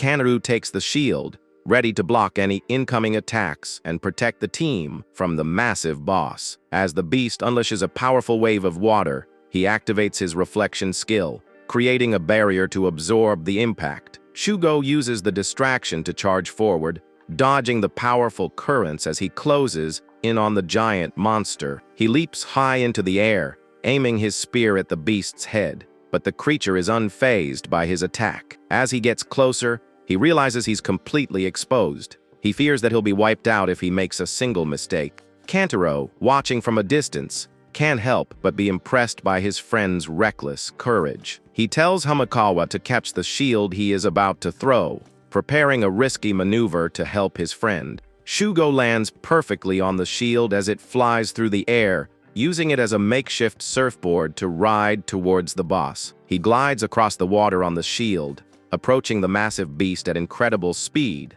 spears ready for the strike. With a powerful thrust, he drives both spears into the monster's head, causing the beast to cry out in pain. But the monster is far from defeated. It thrashes wildly, its massive tail whipping through the air. Shugo realizes the attack wasn't fatal. The beast is just too big, and they need to get closer to do real damage. Suddenly, he stops, his eyes widening in surprise as he senses a new, powerful presence nearby. He turns his head, sensing a familiar aura that he didn't expect to encounter in this place. A golden light envelopes Himekawa as she summons a massive sniper rifle, much to Kantaro's shock. She remembers a past failure, a time when she was too afraid to take a shot, her fear holding her back.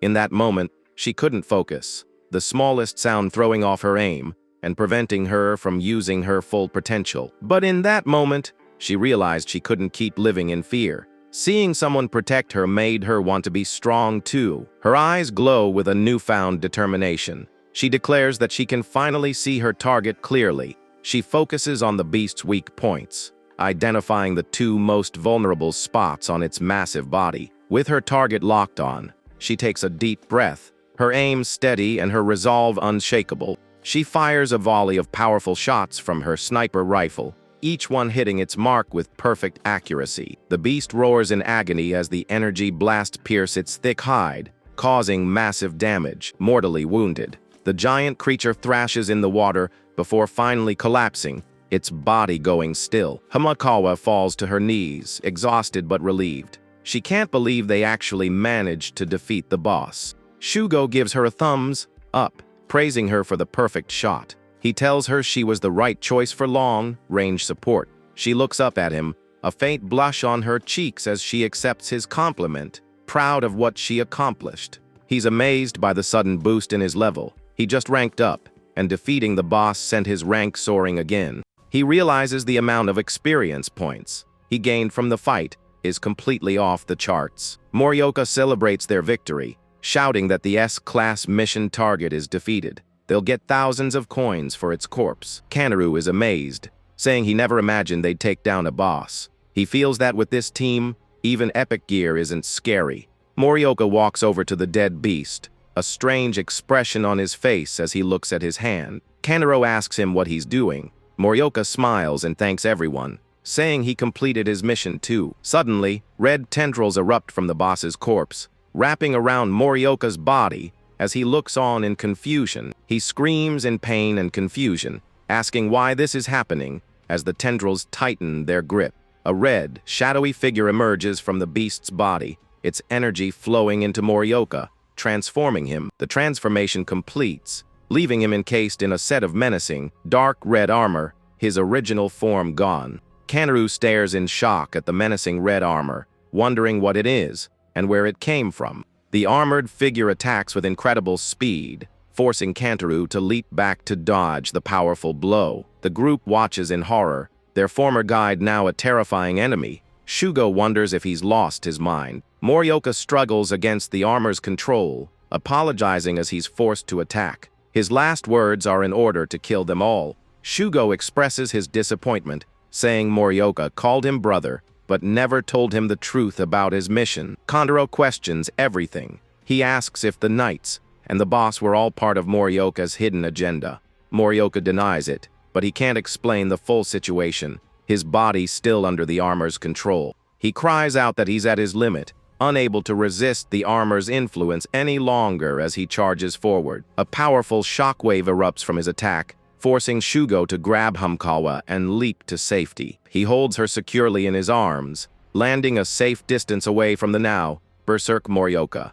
Himekawa asks what they should do. Shugo says he'll try probing deeper to understand the situation. Morioka, his eyes glowing red with rage, rushes towards Shugo, ready to strike him down with his enhanced power. Shugo easily blocks the punch, then counters with a swift kick to the man's chest, knocking him back. With a confident smirk, Shugo asks if Morioka has trained in martial arts, sensing a familiar fighting style. Morioka explains it's no use. He's being controlled by the entity within the armor, unable to fight back. Shugo knows that alone can't explain everything. He prepares for a more serious fight, ready to uncover the truth. He throws a punch, but the armored figure dodges effortlessly, showing incredible speed and reflexes. The young hero feels his bones ache from just blocking the powerful attacks. He realizes he's fighting a digitized body. He looks at the dark, armored figure, wondering how they can possibly bring down such a powerful and relentless foe. As Morioka charges again, Shugo prepares to meet him head-on, determined to find a way to break the armor's control. Kantara uses his shield to block Morioka's punch, the golden energy deflecting the powerful blow. Shugo shouts orders, telling Himekawa to shoot Morioka's chest with a shock bullet to stop his movement. Morioka, still struggling, tells them not to just talk and continues his relentless assault. Kantaro asks what he's talking about, confused by his cryptic words as he holds back the armored man. Morioka explains that the boss's power is too strong. If they don't use it all, his body will explode. Kantaro strains to hold the shield, sweat pouring down his face. He grits his teeth, knowing he's at his limit. The shield shatters under the immense pressure, sending both of them flying back from the force of the explosion. Shugo sees his chance and calls out to Himekawa, telling her to take the shot now while their enemy is distracted. She fires a powerful energy blast from her sniper rifle, the shot glowing as it speeds toward its target. The bullet hits Morioka square in the chest, the impact staggering him and momentarily halting his advance.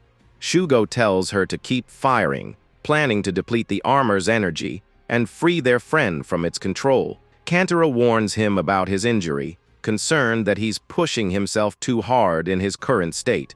Shugo dismisses his worries, saying that if they can revive after dying, the risk is worth taking. He unleashes a barrage of lightning-fast punches, striking multiple points on Morioka's armor to drain its power. He grabs the armored man from behind, holding him in place for the final, decisive attack. The three of them combine their powers, forming a massive, spinning wheel of energy around Morioka. Himekawa and Kantaro watch in awe as the flashy attack unfolds, amazed by its incredible power. The energy wheel crashes into the ground, causing a massive explosion that tears up the earth and sends debris flying.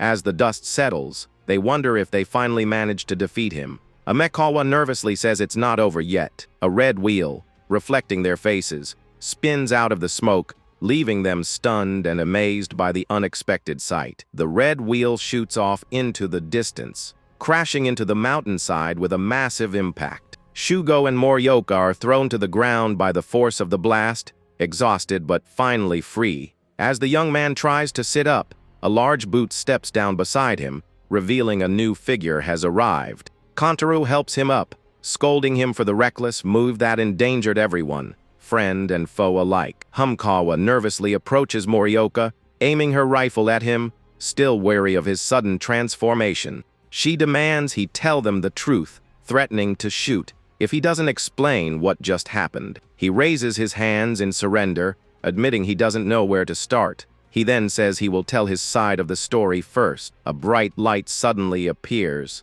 causing the three of them to stare in stunned silence at the unexpected phenomenon. An elf-like woman kneels in a pillar of light, her hands clasped as if in prayer, while another figure appears beside her. The woman stands, introducing herself as Yura, and thanking the group for saving her from her pursuers. Shugo, completely bewildered, asks if someone can please explain what is going on in this increasingly strange situation. The group sits down as Yura explains that the knights were after her because she possesses a power they greatly desire. She then reveals a small, glowing jewel, and Morioka is so captivated by its beauty that she has to snap him out of his daze. Yura tells them the knight's true target is the jewel, a powerful artifact that holds immense value. She explains that she is a native of this world, what players would call an NPC, an entity born within the game. Kanaro is amazed that such an intelligent NPC could exist,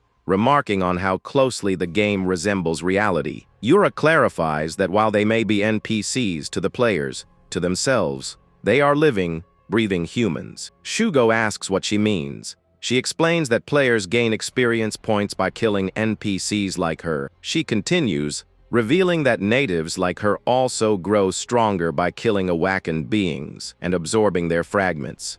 In their world, society is divided between ordinary people and the awakened, who can use their powers as they please. Yura explains that originally, both groups developed the post-war world together in peace and harmony. But once the awakened realized they could gain power by killing each other, everything changed for the worse.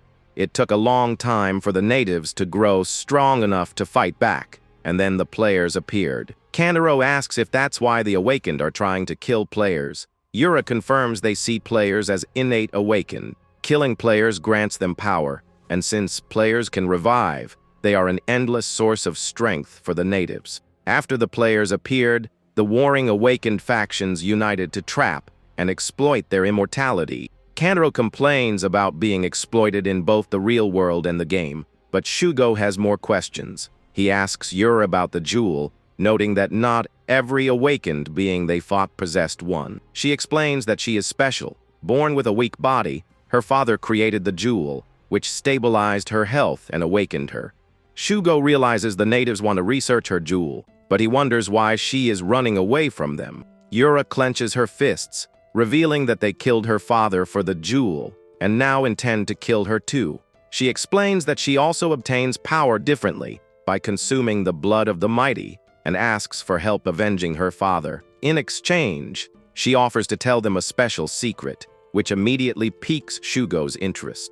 She reveals a prophecy under God's command. Everything in their world will be calmed in 7 days. Kanaro is confused, asking what this ominous prophecy means for them and their future in the game. Yura admits she doesn't know for sure, but her father's last letter said it's connected to the truth of the world. Kanaro wonders if it's a natural disaster, like an eruption or an earthquake, but the wording seems too grand for that. Shugo agrees, saying that connecting a simple disaster to the truth of the world seems like a stretch. He suggests it might be a ritual or a sacred ceremony, something with more significance than a random event. Yura says it's possible but can't be sure. With no more clues, Shugo concludes they can only speculate for now. Yura suddenly bows, asking for a bold favor. She knows it's a lot to ask, but it's the only way to find the truth. She begs them to attack their base and retrieve her father's research documents, which hold the key to everything. She explains her father was killed by people from the 7 great bases, and she's sure they are hiding something. She tells them her father discovered 7 major awakened bases in their world, each with its own territory. These bases are located in the forest, swamp valley, grasslands, and other diverse environments across the land. They also occupy the snowy mountains, rainforest, and desert, controlling all the major regions of their world. Yura reveals she belongs to the forest base, where her father had a secret lab that only she has the password to.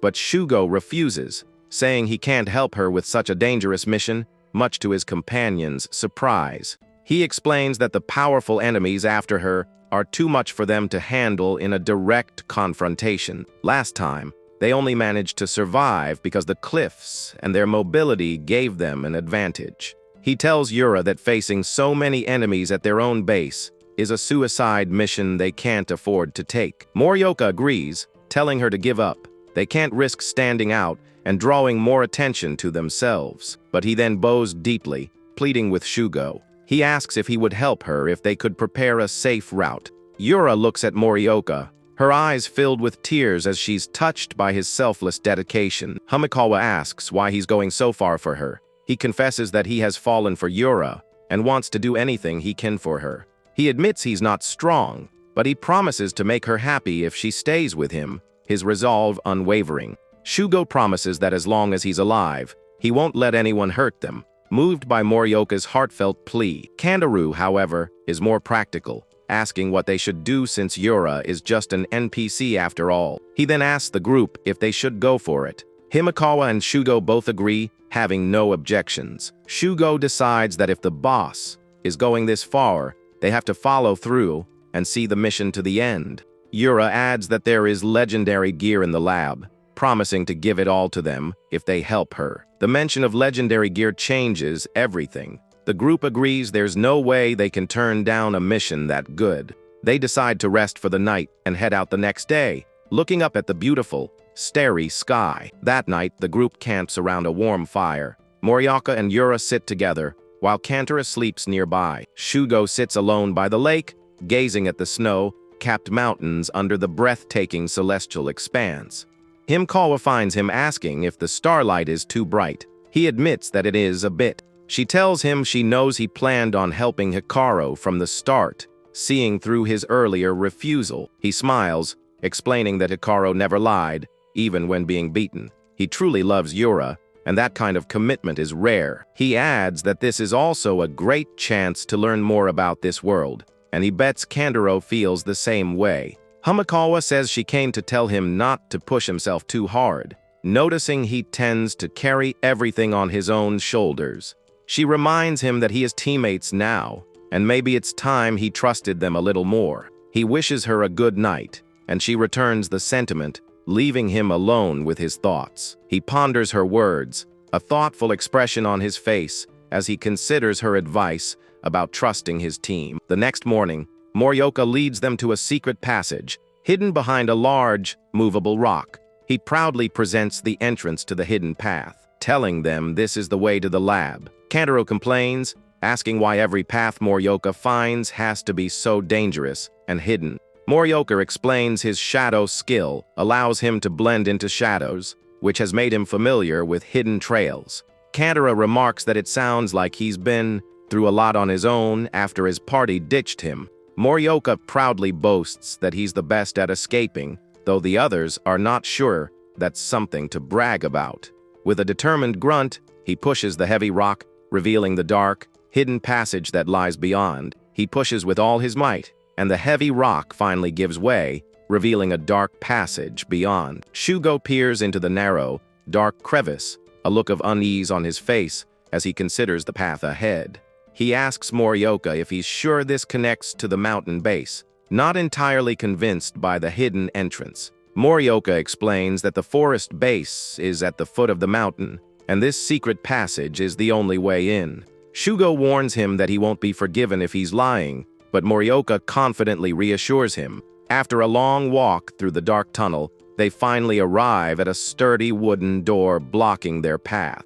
Just as they are about to proceed, they hear a strange noise coming from the other side of the door. Without a second thought, Shugo kicks the door down, smashing it to pieces with a single, powerful blow. On the other side, they find a bald, bespectacled man sitting on a toilet, casually reading a newspaper. Startled by the sudden intrusion, the man jumps to his feet, pulling up his pants and shouting about intruders. Morioka quickly covers the man's mouth, silencing him before he can alert anyone else to their presence. Another person from a nearby stall peeks out, alerted by the commotion from the unexpected break-in. She wonders if she heard someone shout just now, a confused and slightly embarrassed look on her face.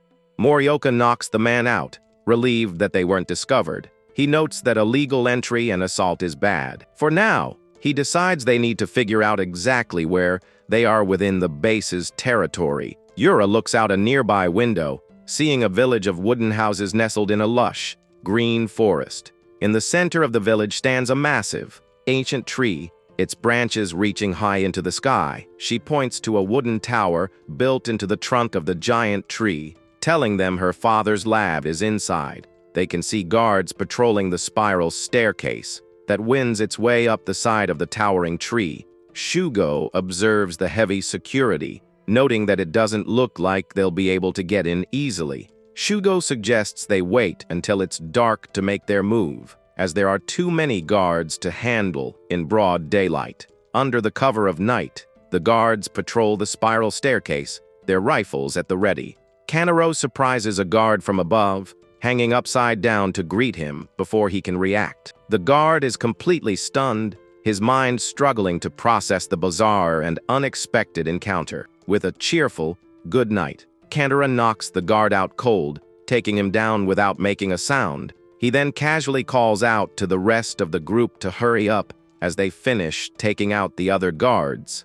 With the path cleared, the group runs up the spiral staircase, making their way towards the lab. As they ascend, they pass by strange, glowing red berries growing on thick vines that cling to the tree. Yura suddenly stops, realizing they've tripped in alarm. She warns them that guards will be on them any second. Shugo asks how much farther it is to the secret room. Yura tells him it's just ahead, urging him to hurry.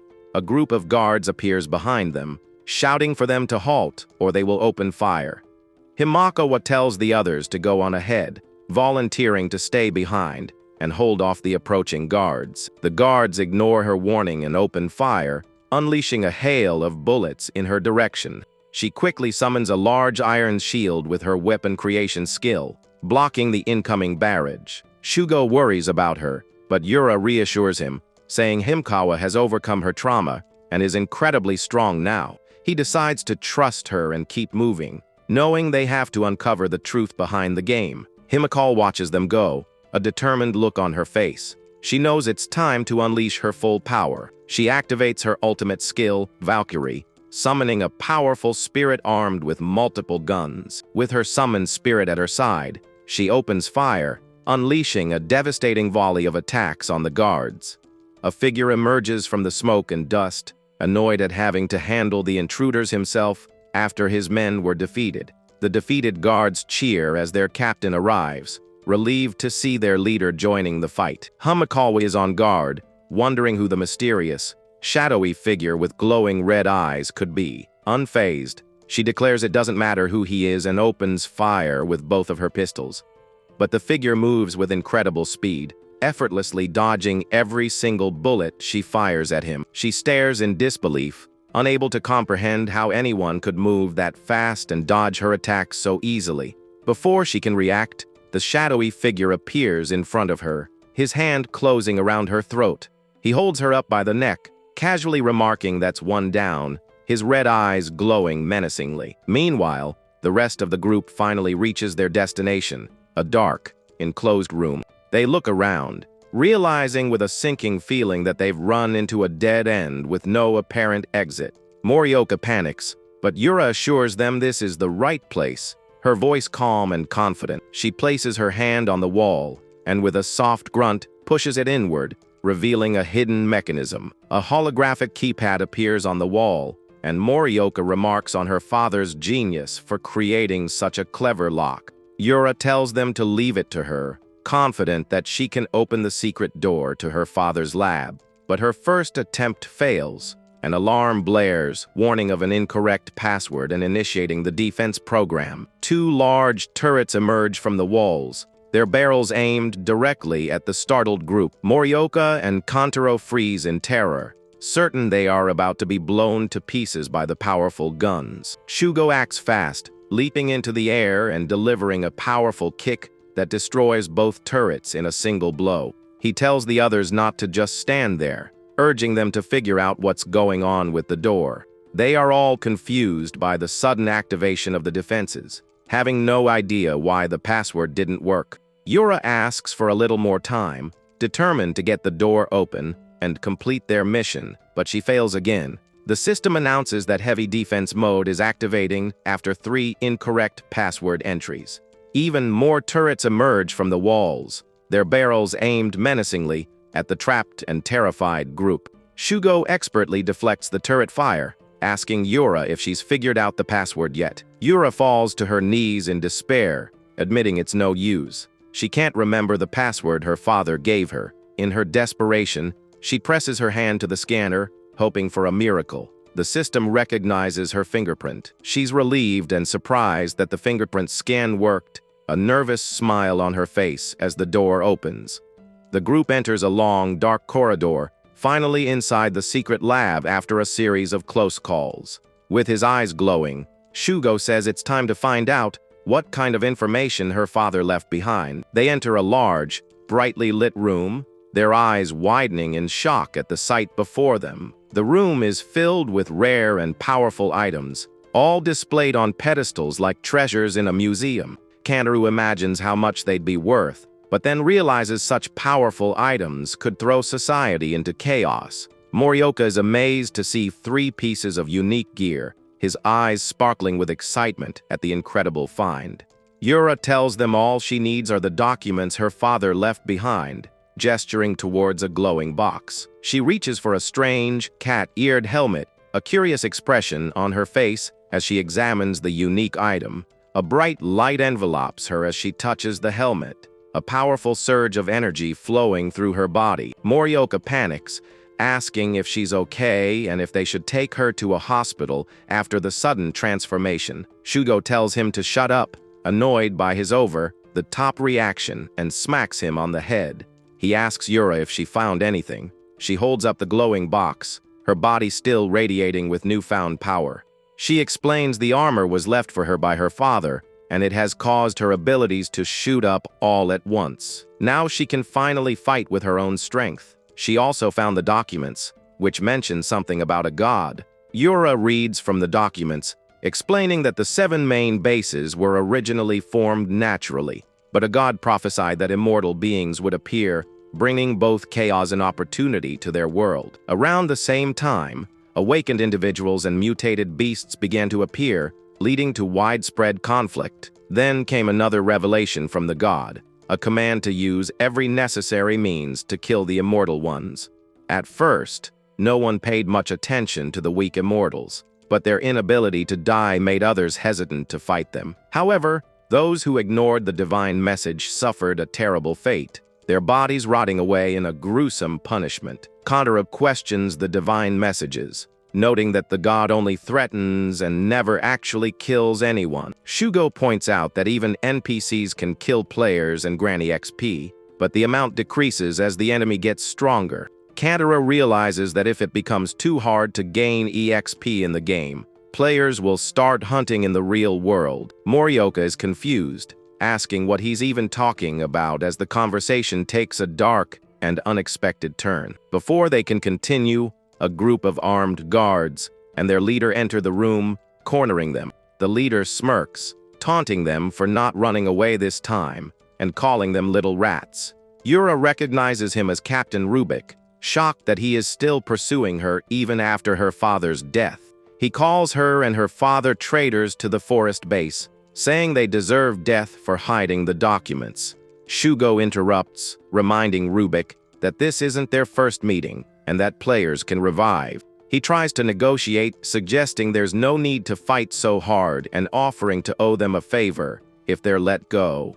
But Rubik isn't interested in deals. He tells them not to get cocky, as they were planning to kill them anyway. His eyes glow with malice as he licks his lips, eager to rank up by killing such a strong player. Shugo sighs, realizing there's no room for negotiation and that a fight is unavoidable. With a final command, Rubik orders his men to get him, and they all open fire on the group. Kantaru and Morioka create a powerful energy shield, protecting the group from the hail of bullets. Shugo, with his newly ranked up senses, can now clearly see the bullets, but the rapid fire is still too much to dodge completely.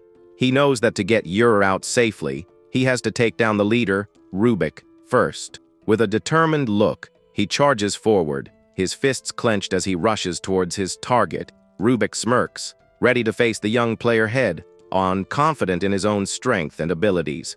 Their fists collide in a powerful clash, the force of the impact creating a ripple in the air between them. Rubik reveals a hidden blade on his gauntlet, catching Shugo's punch and digging into his arm. The young hero cries out in pain as the sharp blade cuts deep, blood splattering from the wound. But he grits his teeth, knowing that Yura will die if he doesn't hold on and win this fight. He pushes through the pain and continues his attack, surprising Rubik with his incredible resilience. He lands a powerful kick to Rubik's side, sending him staggering back into his own men. The force of the blow is so strong that it sends the captain crashing into one of his guards. Shugo's eyes widen in surprise as he sees something unexpected in the chaos of the fight. Himekawa is trapped inside a large, glowing blue tube, her body suspended in the liquid within. Shugo demands to know what Rubik is trying to do, his voice filled with a mix of anger and concern. Rubik grins, explaining that while they can't kill immortals, they can restrain them, preventing them from respawning. Kantaro realizes with a grim expression that if this is true, they've just lost their only advantage in this fight. Rubik, seeing that they've taken some damage, offers a truce, suggesting they both back off for now. He then offers a deal, hand over the traitor girl, Yura, and he will let the rest of them go free. But Shugo refuses, declaring that he can't abandon a comrade like that. Much to Morioka's admiration, Rubik scoffs at his decision, calling it a shame. He tells Shugo he's not as smart as he initially thought. He orders his men to take them out, and they once again open fire on the outnumbered group. Shugo is hit by a bullet, crying out in pain as the force of the impact sends him stumbling back. Rubik laughs, disappointed by the lack of a real challenge. He calls the fight lame and uninteresting. He then turns his attention to Yura, ordering his men to shoot the traitor girl dead on the spot. Kantaro and Morioka quickly form another energy shield, protecting Yura from the incoming bullets. But the constant barrage is too much for Kantaro. He grits his teeth, knowing he can't hold the shield for much longer. The shield shatters, sending him flying back as shards of energy rain down around him and his friends. Morioka panics, believing it's all over for them, now that their last line of defense is gone. Shugo points to a golden spear, telling Morioka to bring it to him. He has a plan to turn the tables. With a menacing grin, Shugo threatens to make him regret ever coming to this world if he refuses to help. Terrified but motivated, Morioka runs towards the spear, dodging enemy fire as he goes. He grabs the spear, its golden light illuminating the dark room as he prepares to throw it. He throws the spear with all his might, and Shugo easily catches it, ready to execute his plan. Shugo then throws the spear back, but not at the enemy. He aims it directly at Morioka. The spear pierces Morioka's body, and he cries out in pain as he's sent flying back by the powerful blow. Shugo notes that when you die underground, you're sent back to the spawn point, a strange but useful game mechanic. Rubik is annoyed, realizing he barely got any EXP from the kill, and that his opponent chose death over capture. He then orders his men to open fire on the remaining players, eager to see how much EXP he can get from them. Shugo and Yura take cover behind a pillar, the enemy's firepower too strong for them to face head-on. Shugo tells Yura to leave it to him, then throws the golden spear with incredible force. The spear smashes through the wall of the lab, creating a large hole that leads to the outside. He and Yura run towards the newly created exit, ready to make their escape from the ambush. Rubik is furious, demanding to know what they are planning as he watches them flee. Shugo reassures Yura that she won't die easily now that she's gotten stronger, a confident smirk on his face. He then pushes her through the hole, telling her to find him later as he stays behind to face the enemy. Kantaro, meanwhile, is hit by a barrage of bullets, his body riddled with wounds as he's taken down. Rubik tells Shugo he won't kill him, but he'll keep him there as bait to lure Yura back. Shugo smiles, thanking Rubik for giving him the chance to fight back without holding back. Rubik is confused, not understanding what the young player means by his cryptic thanks. He then unleashes a powerful kick, sending Rubik flying back with a single, devastating blow. The captain and his guards are shocked, unable to believe he's still standing after taking so many bullets. Shugo stands tall, a dark aura surrounding him as he glares at his enemies with glowing red eyes. Back at the spawn point, he stands in a peaceful forest, a system window floating beside him. He encounters a wild boar and decides to test out his newfound strength on the unsuspecting creature. He easily dodges the boar's charge, a playful smirk on his face as he prepares to counterattack. With a single, powerful kick, he sends the boar flying into a tree, defeating it with ease. A dark, shadowy figure appears, its body contorting as it lets out a silent scream of agony. The figure grows to a massive size, its shadowy form looming over the unfazed young hero. He feels a surge of power, as if he's just stepped into a hot spring, his body fully recovered and stronger than ever. He grins, amazed by the incredible power coursing through him after his respawn. As long as his body can keep up, his strength, speed, and healing all increase at an incredible rate. He decides to keep this power a secret, a trump card to use when he needs it most. Back in the lab, he tells Rubik it's time to level up, a confident smile on his face. He warns the guards to run if they don't want to die, saying he still feels guilty killing NPCs with human-like feelings. Rubik dismisses his words as empty threats, ordering his men to stand their ground and not back down. The guards obey, opening fire on the lone player who stands before them, unafraid. The young hero wonders why they can't communicate, questioning if all NPCs have a death wish. He moves with blinding speed, a blur of motion as he dodges the incoming bullets with ease. Rubik is stunned, unable to believe his eyes. He frantically looks around, wondering where his target vanished to. Shugo reappears, his fist glowing with power as he prepares to unleash his enhanced strength on the guards. With a single punch, he sends a group of guards flying, their bodies crashing against the walls. He then appears behind another guard, grabbing him before the soldier can even react to his presence. He gives the guard a speed boost, sending him crashing into his comrades with incredible force. The guard's face is a mask of terror, as he's used as a living projectile against his own allies. But just as Shugo is about to continue his assault, a chain wraps around his body, trapping him. Rubik reveals he's already disarmed the traps in the room, confident that he can't destroy the entire room. The young man smirks, casually asking, "Why not?" as if the idea had never occurred to him. A fiery aura erupts from his body as he channels his power, straining against the chains that bind him. Rubik stares in disbelief, unable to comprehend the sheer power his opponent possesses. The young man says he only took down a pervert, but the girl beside him is shocked by this revelation.